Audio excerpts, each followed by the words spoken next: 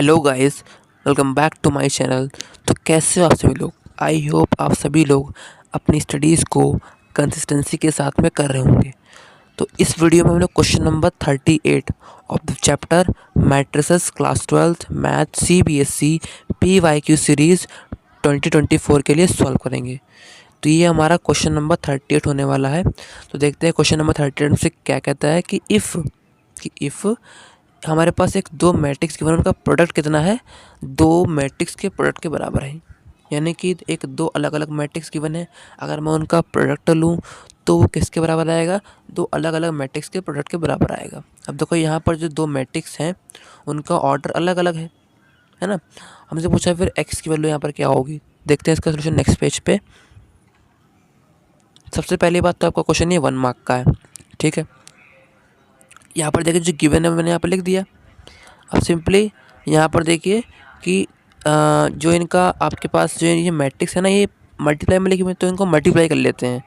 तो यहाँ पर देखिए एक ही रो है, एक ही कॉलम है, तो x into 5x, 2 into -1 -2, 0 into x 0 आएगा। यानी कि सिर्फ और सिर्फ एक ही एलिमेंट यहाँ पर आ रहा है, सिर्फ और सिर्फ एक ही एलिमेंट आ रहा है। वो कैसे, देखो इसका ऑर्डर कितना है। इसका ऑर्डर हमारे पास है, एक रो है, 3 कॉलम है, और यहाँ पर देखो 3 रो हैं, 1 कॉलम है, ठीक है।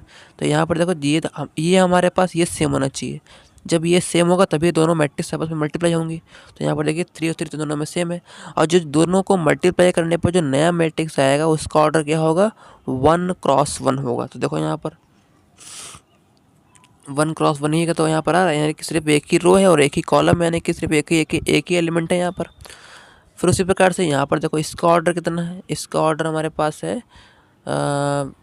1 इंटू 2, यानी कि एक रो 2 कॉलम।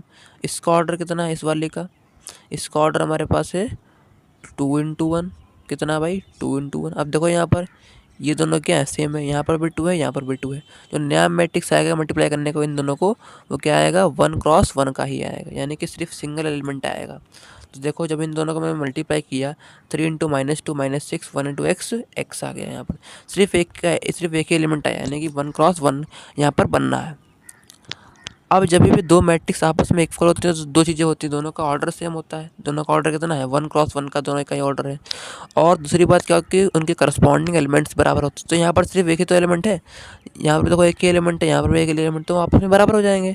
तो 5x - 2 बराबर है -6 + x, यानी कि 5x, इधर मैं x को ले जाऊँगा, हो जाएगा आपका 5x - x is equal to, इस 2 को उधर ले जाऊँगा प्लस में, यानी कि 2 - 6 यानी कि 4x, 5x - x 4x, और 4x - 4 हो गया ये। फिर यहाँ पर देखो इस 4 को मैं नीचे इधर ले आऊँगा तो हो जाएगा यहाँ पर 4 1 ज़ा 4, यानी कितना आया, -1 आ गया।